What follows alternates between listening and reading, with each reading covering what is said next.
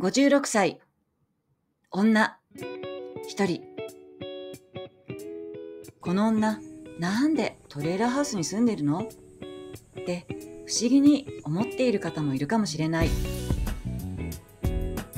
トレーラーハウスに一度泊まって、それでトレーラーハウスに将来住んでみたいって思ってたからとか、車が大好きだからとか、そういう理由では全くない。トレーラーハウスが好きで見てくださった方は期待を裏切ってごめんなさい。もし理由が気になったなら最後までお付き合いくださいね。私はここで生活する前、外国に住んでいた。そこは旦那の生まれ育った国。国際結婚して約10年間は私の生まれ育った東京に住んでいて、その後日本を離れた。私の父は旅行好きで、毎月のようにいろいろなところへ旅行へ行っていたらしい。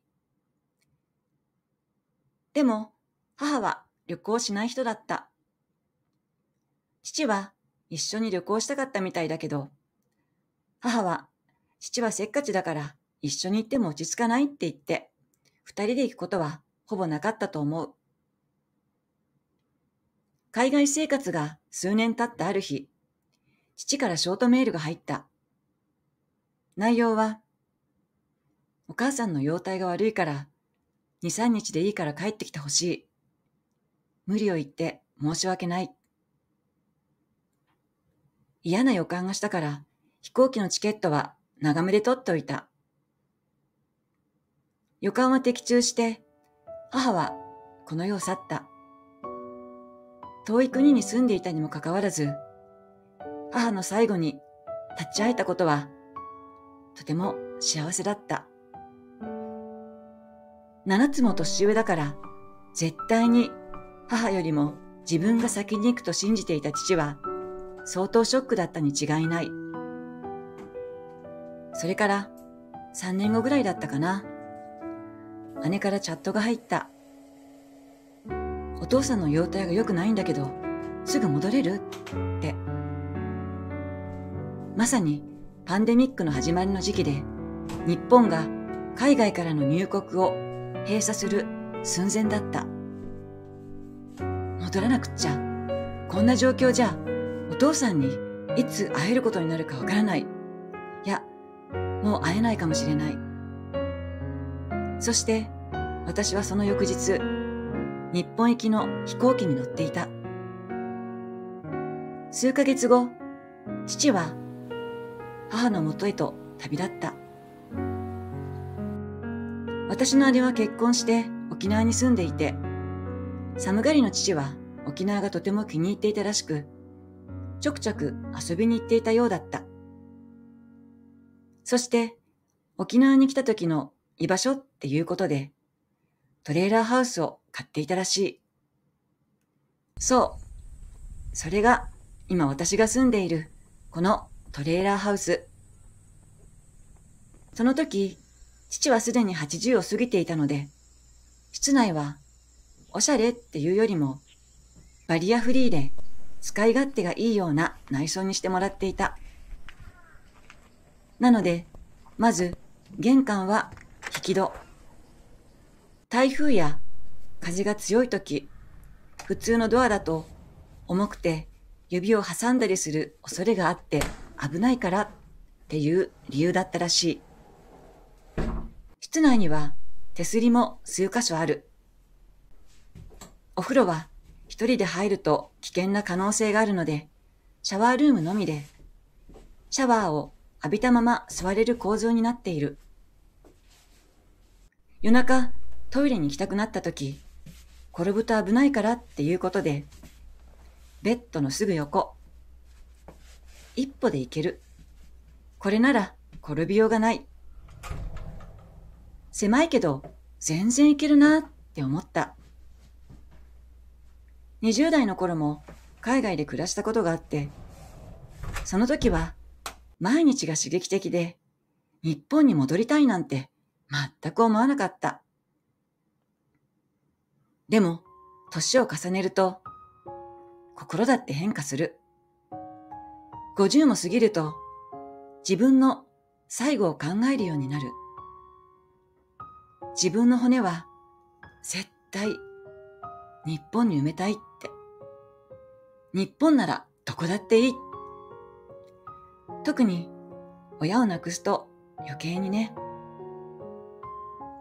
実はずっと前からホームシックにかかっていて、日本のすべてが恋しくて帰りたかった。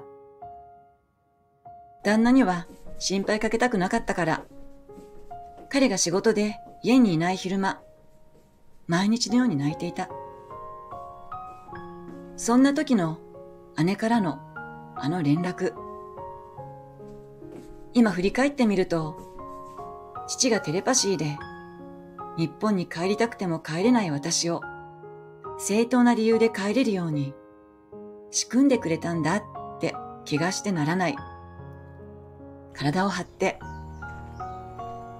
そうでもなければ、私はあのまま精神が不安定でおかしくなっていたかもしれない。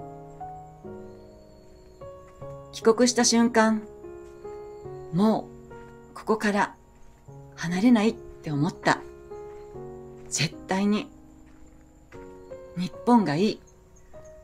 どこよりも一番素晴らしい国だから。旦那は優しい人で、私の両親とも仲が良かった。父が亡くなった後、ついに私の気持ちのすべてを話した。当たり前だけど、ものすごく動揺された。私のわがままで本当に申し訳ないと思っている。でも、どうすることもできなかった。幸い、私たちには子供がいないので身軽だった。彼は日本が大好きな人だけど、私よりも年上なので、年齢的にも日本での再出発は望まなかった。もちろんだよね。そして自分が母国に帰った時、兄弟や親戚に会えて一緒にいれるようになったことがすごく嬉しかったって言っていた。なので、私のこんなわがままな気持ちを理解して受け入れてくれた。ただ、うすうす気づいてたって言ってたな。お互い、どうしようもない苦しい決断だった。まさか、こういう別れになるなんて想像もしてなかったから。ただ、どう考えても、あの時が私が帰国できるラストチャンスだったと思う。50代ならまだギリリ力出直せる。もっと年取っちゃったら日本に帰る気力も体力もなくなってるかもしれないから。ちょっと長くなっちゃったけど、こんな経緯でほとんど使わずに旅立ってしまった父の代わりに、私はこのトレーラーハウスに住んでいる。お父さん、ありがとう。